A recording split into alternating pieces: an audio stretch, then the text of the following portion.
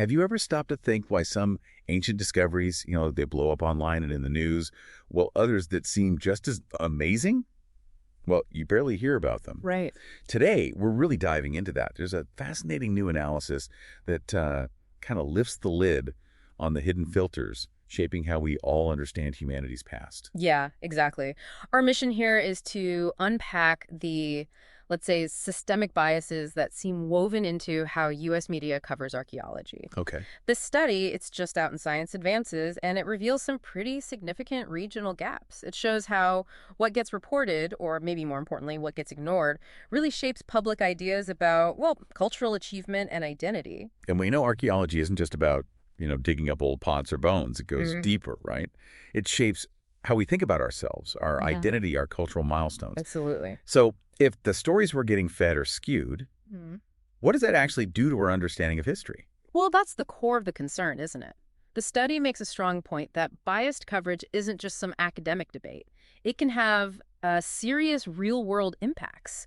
It can feed into harmful ideologies. How so? For instance, they mention how pseudoscience, things like ancient aliens or maybe, lost super civilizations, has sometimes been used to push white supremacist ideas or to dismiss the achievements of indigenous peoples.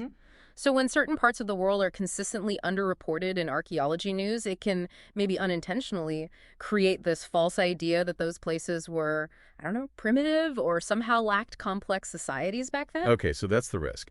How did the researchers actually figure this out? How did they manage to, quantify these biases? What was the method? It was quite an undertaking. The team Bridget Alex, Jenny G., and Rowan Flad co-authored it, brought together expertise from archaeology, science journalism, and statistical analysis. Good mix. Definitely. They analyzed a huge number of papers, 11,155 peer-reviewed archaeology articles published between 2015 and 2020. Yeah.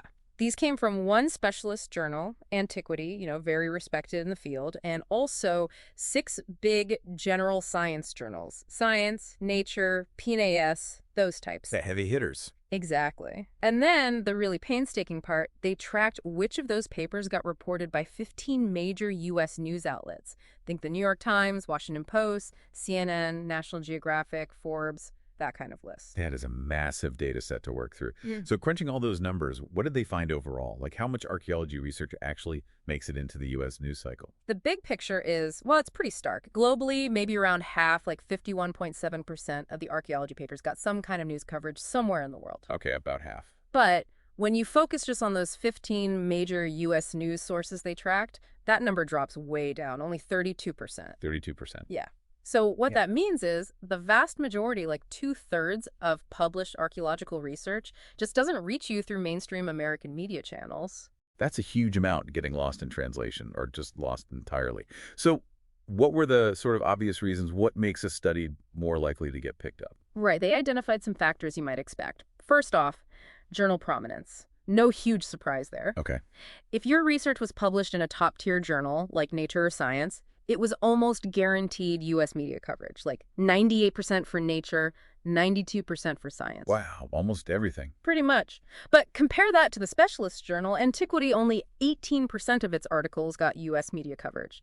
The study actually calculated that a paper in Nature was something like 95 to 124 times more likely to get U.S. coverage than one in Antiquity. That's an enormous difference, just based on the journal's name. It is. Yeah. Then, second vector, press releases. If an article had a press release put out on Eureka Alert, that's a big U.S.-based science newswire service, Yeah. it was about 4 times more likely to get U.S. media attention. Okay, so PR matters a lot. It seems so.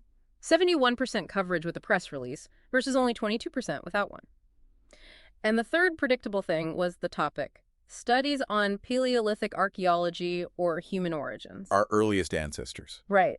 That kind of stuff was about 1.5 to 1.6 times more likely to be reported than other archaeology topics. Probably because, it often involves finding the first or the oldest known something, tapping into that fundamental story of where we all came from. Yeah, that makes intuitive sense. People are fascinated by human origins. Yeah. Okay, so those are the expected drivers.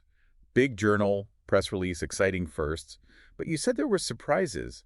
Where does the bias really start to show up in unexpected ways? This is where it gets really interesting, I think. It's geography, the location of the discovery. Even after they accounted for journal type, press releases, topic, all that, significant regional differences just popped out. Like what?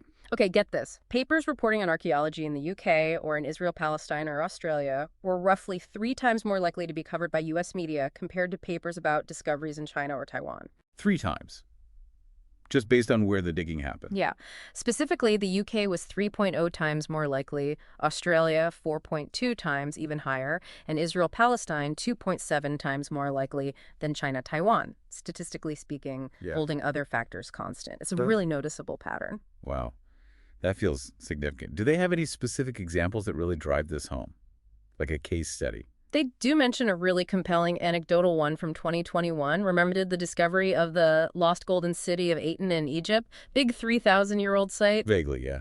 It got a fair bit of press, I said. Exactly. The New York Times, Washington Post, lots of U.S. outlets covered it. Well, in the very same week, there was this absolutely massive discovery in China at the Sangxingdui site. Huge sacrificial pits filled with incredible gold masks, bronzes, jades, just stunning objects. Oh. Widely reported in Chinese media, obviously, but in the U.S. media, pretty much crickets. Largely ignored. Seriously, a major find like that. Yeah. And while that's just 1 week, the study's bigger analysis backed this up. They found, for instance, that the New York Times was over 10 times more likely to report on archaeology from Egypt than from China or Taiwan. 10 times. Uh-huh. And it wasn't just Egypt. Discoveries in Spain, Turkey, even within the U.S. itself, were also significantly more likely to get reported by some specific outlets compared to those from China, Taiwan. That anecdote really paints a picture, doesn't it? It just makes you think, how many other incredible stories, maybe from, I don't know, Southeast Asia or South America or Africa, are just flying completely under our radar? Precisely. So what do the researchers think is driving this? Why these specific places getting prioritized and others, like China, seemingly sidelined? They don't mince words, really. They suggest these patterns reflect a, quote, confluence of anti-Chinese and pro-white Christian sentiments. It's a strong claim, but they break it down. Okay. They talk about this idea of cultural proximity. The theory is that U.S. media outlets might, maybe subconsciously, prioritize stories from regions they see as more relevant to their audience's perceived home or their real or imagined ancestors. Cultural relevance. Right, and they point to the demographics. In 2020, the U.S. population identified largely as white and Christian. At the same time, U.S. newsrooms were over 75% white, and science journalists specifically identified as 81% white during the study period. Okay. So the argument is this could lead, perhaps without direct intent, to an overfocus on past peoples and places considered significant to white and Judeo-Christian heritage. I see the connection they're making. And then there's the other side of the coin. They also point to long-standing anti-Asian and specifically anti-Chinese sentiment in the U.S. They mention things like the Chinese Exclusion Act back in 1882 and point to recent polls showing a very high percentage, like 81% in 2024, of U.S. adults holding unfavorable views of China. So a mix of historical baggage and current geopolitical tensions. That seems to be the argument. That this historical and current context likely contributes to why Chinese archaeology, despite its significance, gets comparatively little attention in U.S. news. Which means, effectively, the stories you end up hearing about the human past are implicitly filtered. They're shaping your view on which cultures, which histories, are presented as important or relevant to us. Exactly. And the risk is that this reinforces ideas that might exclude or diminish the importance of the pasts of many diverse groups who actually live in the U.S. today. Okay, so the study identifies the problem. It points to some potential causes. Does it offer any solutions? What can actually be done by the people involved, the researchers, the journalists, the editors? Yes, it does. It doesn't just diagnose. It suggests some actionable steps for what they call the gatekeepers of this information flow. Like who? What should they do? Well, for researchers, if getting your work noticed by the public is a goal, the data suggests a couple of strategies. Aim for those high-impact general science journals, like Nature or Science, if possible. Or work really closely with your institution's press office to get a Eureka Alert press release out there. Use the system that seems to work. Basically. Or they also suggest researchers could try writing directly for public-facing outlets themselves, like Scientific American or Sapiens magazine. Take the story directly to the public. Okay, what about for journalists? For journalists looking for unique stories, maybe ones their competitors aren't covering, the advice is kind of the opposite. Look beyond the press releases from the big journals. Dig into those specialist journals like Antiquity.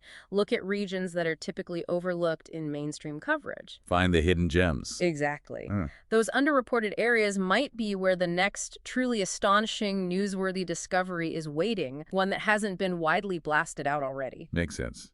And finally, for the newsroom editors, Hmm. the ones making the ultimate decisions. Here, the study encourages a moment of reflection. Think critically about how cultural proximity is being defined, maybe implicitly, in story selection, especially now with many news organizations stating commitments to justice, equity, diversity, and inclusion. GDI initiatives. Right, they have an opportunity and maybe a responsibility to actively work towards diversifying their archaeology coverage. To make it better reflect the actual global landscape of research, not just certain regions. So the ultimate aim is to get the media coverage to look more like the actual science being done worldwide, to give all of us, the public, a more accurate, more equitable picture of the many different ancestries and histories that are, in fact, culturally relevant to people living in the U.S. today. That's the hope. What we've really unpacked here is that the archaeology news you see isn't just a neutral reflection of scientific importance. It's shaped pretty deeply by these ideas of cultural closeness and some historical biases. Yeah. And just being aware of those filters is, I think, really crucial for how you read the news, how you build your own understanding of the past. If coverage becomes more diverse, it could play a small but, meaningful role in creating a fairer, more accurate picture of human history for everyone. So maybe the next time you read a headline about an amazing archaeological find, it's worth asking yourself, what other incredible stories from different parts of the world might be unfolding right now that I'm not hearing about, and whose past is being centered, and whose might be getting left out of this grand narrative we tell ourselves about human achievement?